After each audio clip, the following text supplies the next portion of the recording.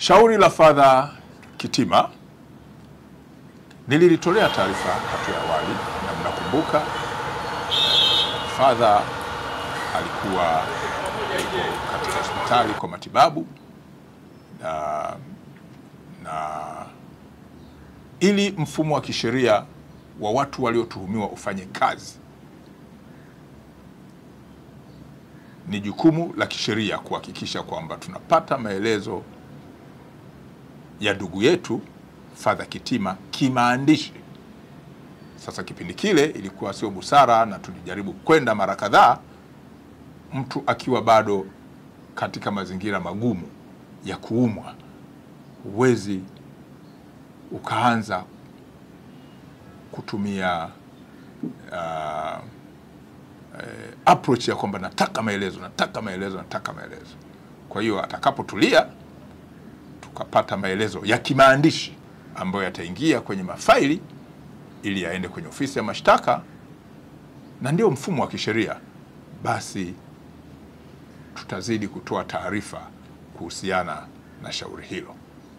Atakapokuwa ametulia na akatoa maelezo ya kimaandishi kama serikali inavyofanya kazi katika mfumo wa kimaandishi, kwa sababu sasa mafaili yatakuwa yana move kutoka point A kwenda point B. Sasa ukitaka kumuona Father unamuona kwa statement yake. Ile itatupa fursa, kwa sababu yule ni shahidi mkuu katika shauri hilo tunalolichunguza, na jamhuri kwa kesi za jinai ndio mlalamikaji. Kwa hiyo yule ni shahidi muhimu, shahidi mkuu. Kwa hiyo atakapokuwa ametulia, tukapata maelezo ya kimaandishi, shauri letu litaendelea kusonga mbele na tutazidi kuwapa taarifa. Kwa hiyo ni busara za kisheria, mtu anapokuwa yuko kwenye tatizo akitulia, basi kuna picha anaweza akawapa ya ziada kuhusiana na kitu mnachokichunguza, ukiacha taarifa tulizozipata za awali, kwa sababu pale pia palikuwa na watu ambao tuliwahoji, zile tulizisimamia katika kufanya yale tuliyoyafanya. Lakini bado upo umuhimu wa kisheria, tutakapokuwa na utulivu, na tunamheshimu Father akiwa na utulivu mkubwa, tukapata maelezo yake kimaandishi, ili sasa haya mafaili yaweze kumuvu kiusheria. Kwa hiyo bado tunafanya kazi nzuri kubwa ya kuhakikisha kwamba usalama unaimarika kwa watu wote katika jiji letu la Dar es Salaam. Miongoni mwa matukio mabaya ambayo yamekuwa yakitokea, na tumefanya ufuatiliaji mkali kati ya mwezi Aprili na mwezi Mei mwaka huu, ni watu kuingia na kuanza kutumia barabara za mwendo kasi kinyume na sheria na taratibu za barabara hizo. Jeshi la polisi, pamoja na kufuatilia na kudhibiti matukio ya watu kutumia barabara za mwendo kasi, mwezi huu wa Mei kutoka Aprili, polisi kanda maalum ya Dar es Salaam ilifanikiwa kudhibiti makosa hatarishi ya madereva mbalimbali katika maeneo tofauti kwa maana ya Temeke, Ilala na Kinondoni, lakini pia kuwadhibiti madereva walevi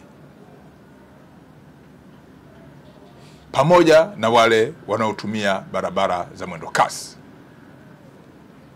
Kwa mfano, mwezi Aprili mpaka Mei, tarehe ya leo 30 Mei 25,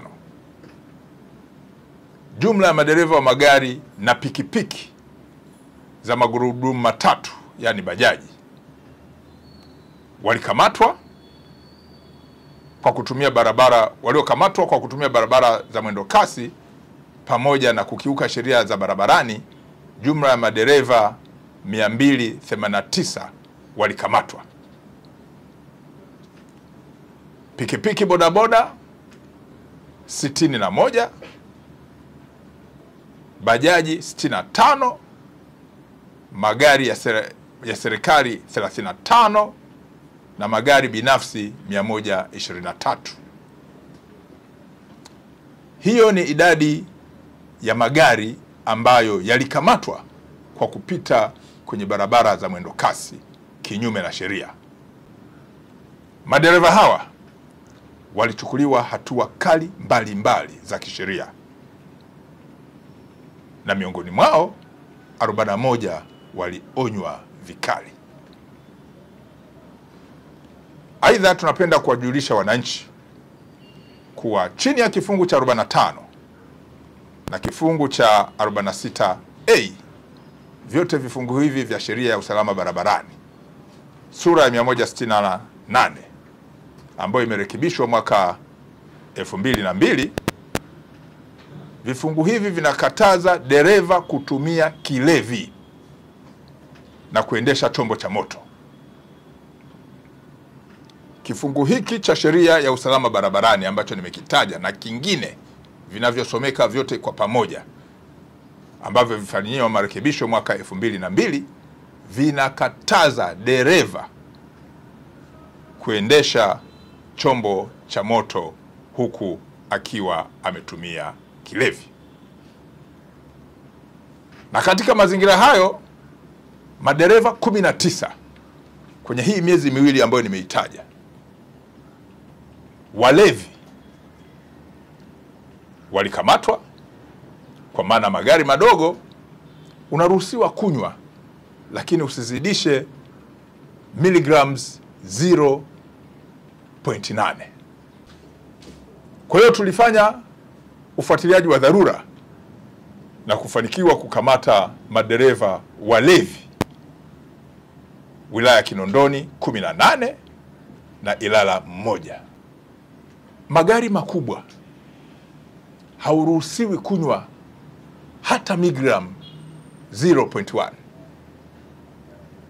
Ukiendesha gari kubwa, kwa maana mabasi, malori, hauruhusiwi kabisa kukutwa, sio kunywa tu, kukutwa na kilevi chochote kwenye mwili wako, kwa sababu mtu anaweza asinywe lakini akatumia kitu kingine ambacho kinaweza kikamsababishia ulevi, na hivyo yeye kuwa chanzo cha ajali barabarani au kutengeneza ajali barabarani ambayo ni matokeo ya madhara ya ulevi ambao yeye anao. Kwa upande wa magari makubwa,